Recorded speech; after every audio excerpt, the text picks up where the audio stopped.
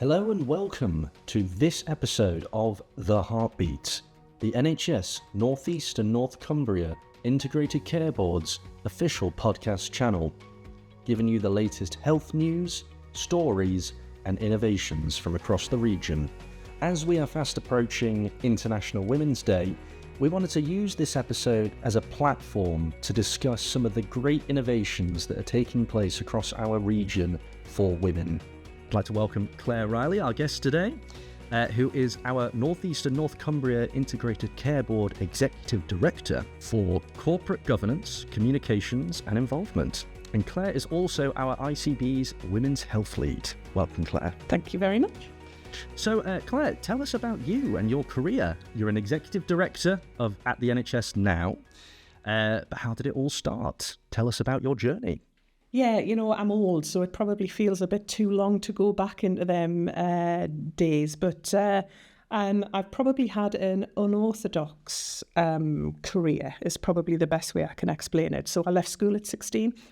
Prior to that, I wasn't really interested in school. I used to do quite a lot of the athletics and hockey, netball, all on the teams, but school just didn't interest me.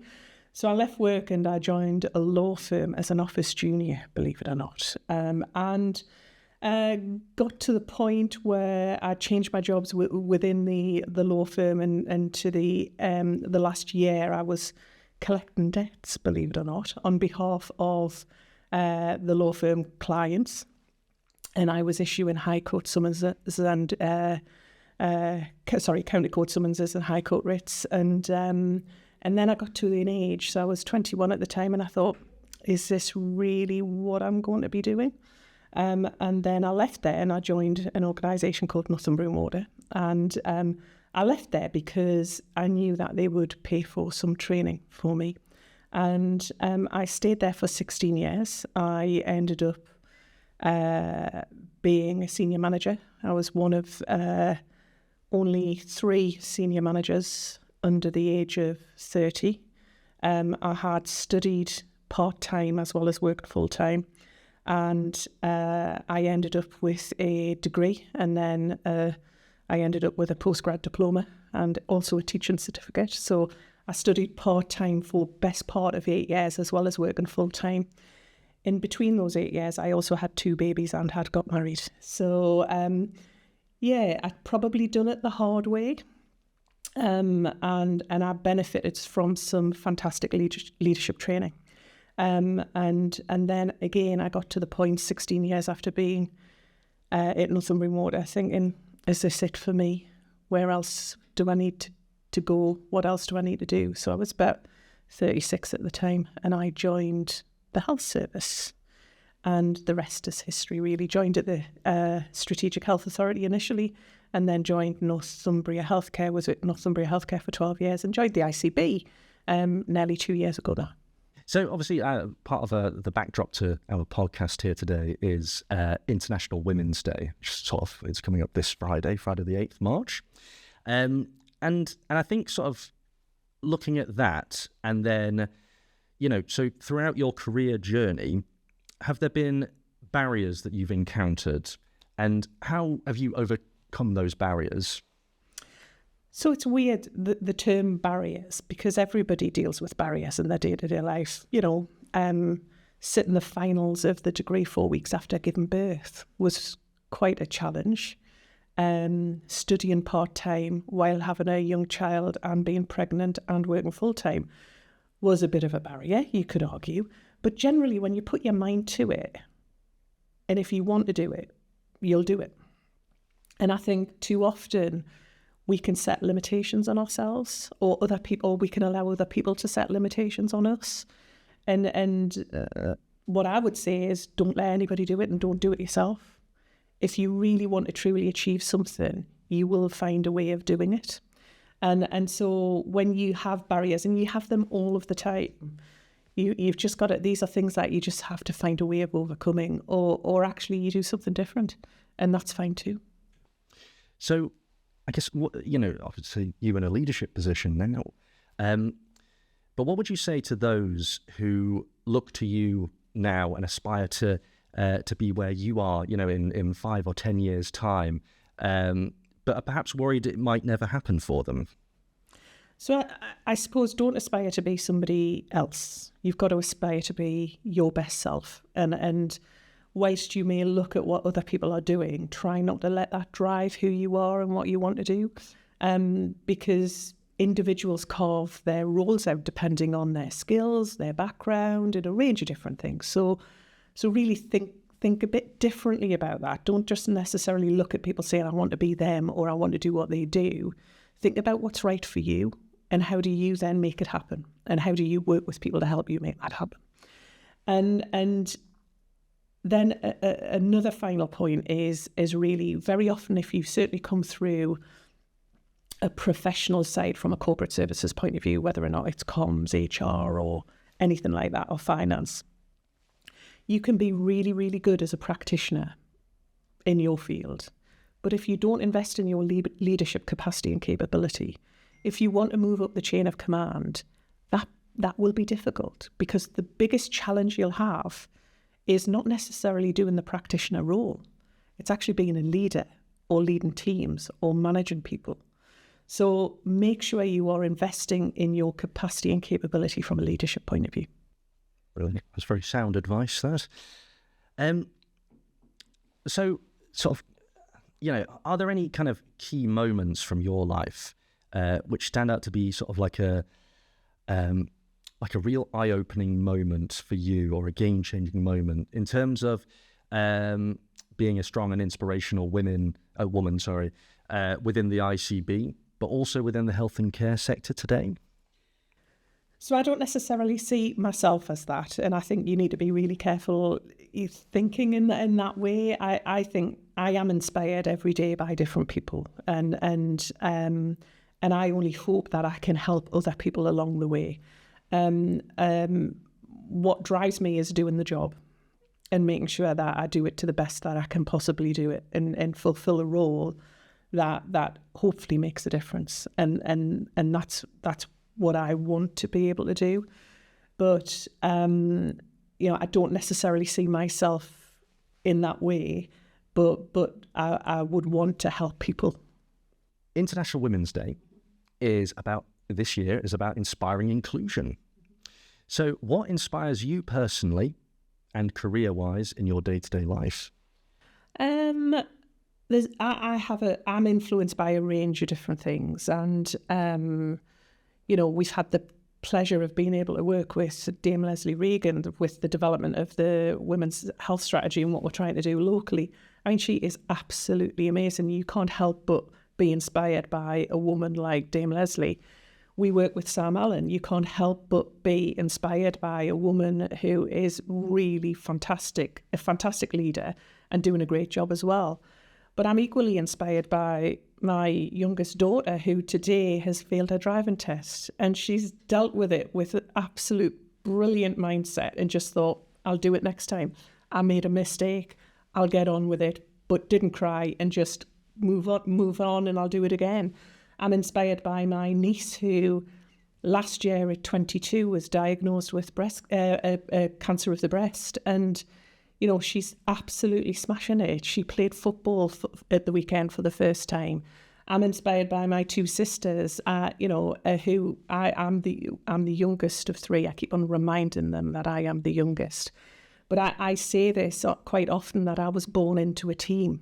And I was really lucky that the thing that continues to inspire me is that teamwork and how we work together. And that's not just in your family life, but actually in your work life as well. So what really I want to say is, make sure you're inspired by a range of different people doing, or ordinary people doing extraordinary things, but open your eyes, keep your ears in listening mode, and you will be inspired by many people. I really like that quote, born into a team, actually. It's good, that, yeah. So looking at some of the work the ICB specifically is looking at the minute. So the Women's Health Strategy, for those who may not know anything about it or are not directly involved, would you be able to take us through what it's all about, why it has been implemented, and how the strategy is going so far? Yeah, so the Women's Health Strategy was written by Dame Leslie Regan in 2022. It's the first in England time we've had a women's health strategy. And I can't quite believe that in 2022, this is the first time that actually one existed. Nonetheless, it's a really good report that really sets our stall out of what needs to be delivered from a women's health point of view. And what we're doing in the region is looking at that strategy, and we're creating an implementation plan, because it's something that we really need to develop for our region. You know, best part of 30% of women are economically inactive in our region. Generally, there will be a lot of women that will mainly have the care and responsibilities for families as well. We know that women live longer than men, but generally women live longer in health. And obviously there's a real benefit to actually looking at women's health, because if you get the health of the women right, you get the health of the families right, and it has a knock-on effect. And, you know, the strategy talks about for every £1 spent on women's health, you save £5. And actually part of the initial investment is in women's health hubs. So rather than having to go to 5 appointments to deal with 5 different things, generally the less complicated things that women need to get sorted, why can't they just have one appointment at the same place and get a range of different things done at the same time, whether or not it's your smear test, you've got a UTI, or you're dealing with contraception, or all of that sort of stuff. Why can't you do that under one roof? And so the whole premise of this is around how can we organise services that are better for women? And that can only be the right thing for our local communities. It's the right thing for women. It's the right thing for families. So, I mean, you've mentioned women's health hubs there as one of the great things that has come out of this. Would you be able to sort of, I guess, highlight some of the fantastic work that is happening with women's health hubs? You know, the sort of, you know, maybe some numbers of how many are being introduced, and possibly any other kind of innovations that are being born out of the women's health strategy and how they're going to be rolled out across the region. So we've secured funding from the national team, just shy of £600,000, and we are investing in 3 women's health hubs in our region. So there's one in Sunderland, one in Gateshead, and one in North Cumbria. And they're all very different bids, because basically there is no one size fits all from a women's health hub point of view. And Gateshead are doing some fantastic work linking to quite a wide range of services that they provide in our region in any way. But actually Sunderland, and looking at the primary care model and really looking at how do we really support women locally, especially in some of the more deprived areas as well. And it's great to see these hubs developing, and there will be more development over the next year ahead. I think what we also need to look at is more broadly recognising that actually there's been some great work in and around our local communities that has already been happening, not just because of this investment from a women's health hub point of view. There's some really good work already happening in Durham and in Teesside and other areas too. So what we're looking to do is, how do we share that best practice? How do we make sure everybody has got all of that information to make sure we're learning from each other, but actually we're also supporting the development and the evolution of those better services too. So I think it's quite early days, but over the next year to 18 months to 3 years, we're really going to start seeing a lot more work around this area. And what we want to do is look at the future commissioning intentions. So how are we commissioning services that are integrated, that are connected, rather than just one-dimensional and based on one service? So yes, okay, looking at the future of commissioning then, so I'm just jumping ahead here, because I'd be really interested to get your perspective. So for you personally, where would you like women's health to be, say in, 10 years, 20 years time for the North Cumbria region? What would you like to see happen in that time? Well, I suppose you've got to start with the statistics, haven't you? So as mentioned earlier, about 30% or best part of 30% of women economically inactive. And we know there is a direct link between people who've got more money in their pockets, living healthier lives and things like that. So we would love to see the dial shift on that. And we've put a bid in for some investment from the Department of Health and Social Care around working well and working health. And I really hope that that will help us along the way and help connect into the Women's Health Implementation Plan too. But we've also, as I said earlier, women are living longer, but they're living longer with ill health. And actually, we've got to look at that. We've got to tackle that, and we've got to think about actually how do we make sure that we support women make healthier choices. You see a lot of work around fresh and balance, whether or not it's alcohol reduction, smoking reduction, and things like that. But there's more that we can do. And if you also look at the reason why women are going to their GP, if you look at the top 5, you've got depression, anxiety, UTI, hypertension. These are things that we can work together on. These are things that we can make a difference with by just making sure they get access to the right care, the right treatment, and the right support at the right time. So we have the Women's Health event that will be coming up in July this year as it stands.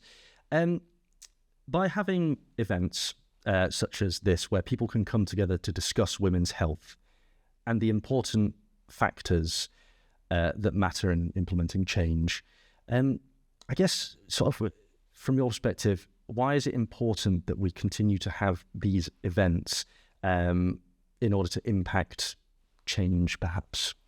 Yeah, part of our Integrated Care Board's role is to convene groups together, to work together to make a difference. And I see our women's event last year, which was led by Sam Allen and Claire Sullivan, as really the conduit for that change last year, where for the first time we had lots of women in a room really talking about women's health in our region. And again, it's impossible to even imagine that we've only done that last year, but it's great to see that we did. And you were there in that room, the buzz in that room, the real drive in that room. And actually we could have effectively filled that room 3 times over with the amount of people who are interested in this work. And I think when we bring attention and bring people together to look at the problems is when we actually get the solutions. And by working together, we get the solutions. So that room clearly identified priorities, clearly identified issues that we need to work on, which is actually flowing into the implementation plan, which will come to our July event on the 11th of July, which will hopefully, we'll make sure we get the support from the group to make sure that we're doing the right thing and we've got the right projects listed as part of it. Brilliant. That's great. And then one final question. So we've been asking a lot of people this particular question. So for International Women's Day, if you could pass on one piece of advice to your younger self, what would it be? What would you say? I'm having to think about this one. I've got a few things. Actually, I've got a few things. I can't just say one because you can never just think of one. I think first, be prepared to fail and don't worry about failing. I think too often we, especially now with the way that we support our kids and things like that, people are worried about failure. And actually failure is a part of life and people learn from it. And I think that's a good thing. I think also just crack on, it'll be fine. Because sometimes you can overthink some things. And actually, if you've got the right mindset and if you ultimately want to achieve something, you will be able to achieve it. Yeah, that's a really good note to end on there. So, Claire Riley, thank you very much for joining us here on our debut podcast. Thank you for your time.